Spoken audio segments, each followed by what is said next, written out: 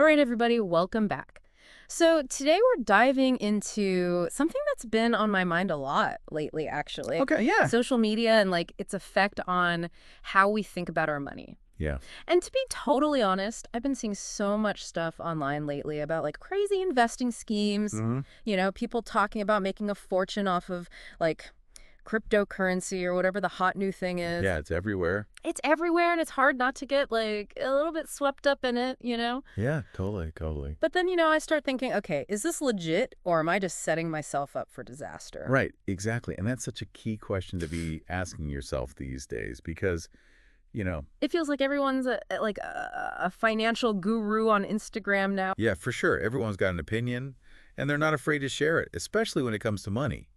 And don't even get me started on those targeted ads, it's like Right. they know exactly what financial insecurities you have and then they just throw these solutions at you, Yo. which, let's be honest, are often too good to be true. Exactly. Exactly. Which is why we're doing this deep dive, right? We've got to figure out how to navigate this whole social media money maze. Absolutely. We need to be smart about this. So, how do we even begin to unpack this whole thing? Because, social media is not going anywhere, right? Right? It's here to stay. So we have to figure out how to use it, to our advantage, financially speaking. Exactly. And I think the first step is acknowledging the elephant in the room, Hmm. right? Social media is designed to keep you scrolling, clicking, and engaging. It's addictive. It is, and it's profitable, but it's not necessarily designed to give you the most accurate or the most helpful financial advice. Okay, so what we should just ignore everything we see about money on social media. Well, not necessarily ignore, but definitely approach it with a healthy dose of skepticism. Okay, so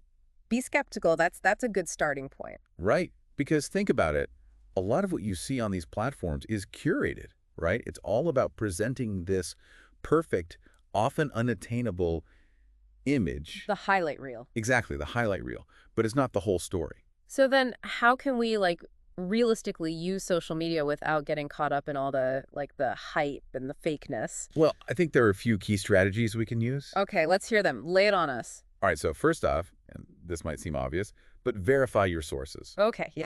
Really dig into who's giving you this financial advice. So not just taking advice from some random person with a get-rich-quick PDF. Exactly, because that guru with thousands of followers, they might be more interested in selling you something than actually helping you achieve financial freedom. Right, they're more about building their own brand Exactly. than actually giving sound advice. And this is where that healthy skepticism comes in, right? Okay, so that's strategy number 2. Exactly. If it sounds too good to be true, it probably is. Right, because building wealth, it takes time, it takes effort. Because. It's not just going to happen overnight because you saw a meme stock on Reddit. Exactly. And it's also about playing the long game, focusing on those long-term financial goals rather than getting caught up in every fleeting trend that pops up on your feed. Because remember, just because something's trending doesn't mean it's the right financial move for you. Mm-hmm. Your financial journey, it's personal. It should be tailored to your own individual goals and your risk tolerance. And this is something we talk about a lot on this deep dive, but comparing yourself to others, it's the ultimate recipe for financial disaster, especially online. Oh, absolutely, because you're comparing your chapter 1 to someone else's highly edited, filtered chapter 20. And that's just not a fair comparison. No, it's not, and it can really distort your perception of, what's financially possible or what's considered normal. Totally. And speaking of distorted perceptions, you mentioned something earlier about those targeted ads. Oh, yeah. And how they can really play into our insecurities. Right, because you're scrolling through, you see an ad that's struggling with debt, we can help. And it's they're reading your mind. Right, and it can feel very tempting to click on that, especially if you're feeling vulnerable. Totally. So how do we protect ourselves from that?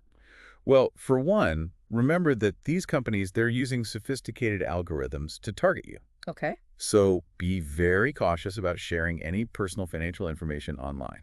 That's a good point, because you never know who's really on the other end of that link. Exactly. So much of this comes down to being aware, right? Absolutely. Awareness is key.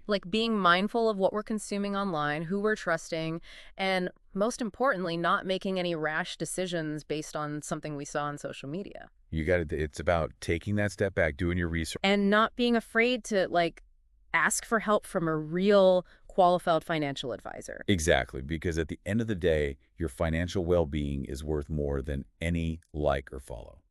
Couldn't agree more. I think that's a great place to wrap up. Yeah. So, to our listeners, remember, be skeptical, do your research, and don't let social media dictate your financial future. Well said. Now, I'm curious, for our listeners out there, what are some of the craziest financial tips you've come across on social media? Oh, I bet there's some good ones. Share them with us on our socials. We'd love to hear about it. Yeah, let's see what's out there. And who knows, maybe we'll do a whole other deep dive on it. Until next time. See you then.